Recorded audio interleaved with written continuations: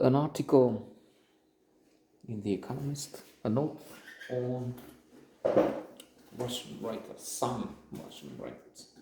There was an article, there is an article in The Economist, the current issue. New one will be coming out this Thursday, though posted on Friday it will come later in the evening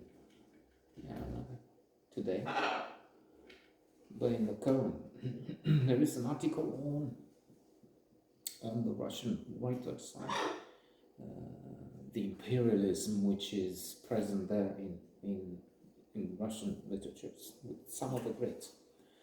And the article talks about, it's about the little controversy maybe that we have in the West now, what to do with this Putin's war in Ukraine. And then some would call for the cancelling of Russian Russian oligarchs, Russian banks, Russian politicians, acolytes of Putin, and Russian everything, including the arts and eventually literature. And of course there's a backlash because you have great minds and you have some of the great writers of not just Russia but the whole world. Tolstoy, Dostoevsky, Gogol, Chekhov, Bulgakov, and more. Solzhenitsyn.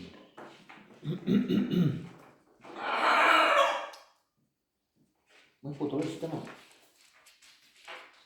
Goncharov, Oblomov, and Oblomovitis, which we suffer. Here we don't go out as much, very little. So how can you do that? You shouldn't do that. It's great art, with literature. We will be missing the argument, and the article is balanced and looks from various angles. And the fact that the recent scholars, clearly an Ukrainian one, but a couple of other experts at some universities in the West, which mention the fact that you have this imperialism in Russian literature. So it's not just, okay, this crazy man, Putin, clearly we're talking about deranged individual, but that's it. So you don't have that in civic life. If there is one with the intellectuals and the creme de la creme of Russian, you do. That's what one argument tries to highlight the fact that you have in Dostoevsky some writings that will talk of Russia and the great Orthodox Church, but and the idiot is mentioned in particular, wherein Roman Catholics and those of other religion are anathema. That's the word used, anathema. And they should be fought and, well, destroyed. Prince Myshkin has this vision of Russia, Orthodoxism, their religion as the real one. Moscow was named as the third Rome. The Tsar was in fact the Russian name for Caesar. So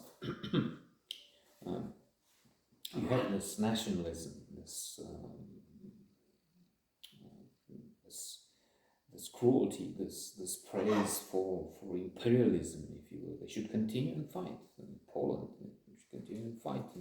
And the battle is mentioned in one of the stans too, and it's not maybe was when the Russian dominance was prevailing there. And so also in Tolstoy you have on the one hand pacifism, yes, but you also have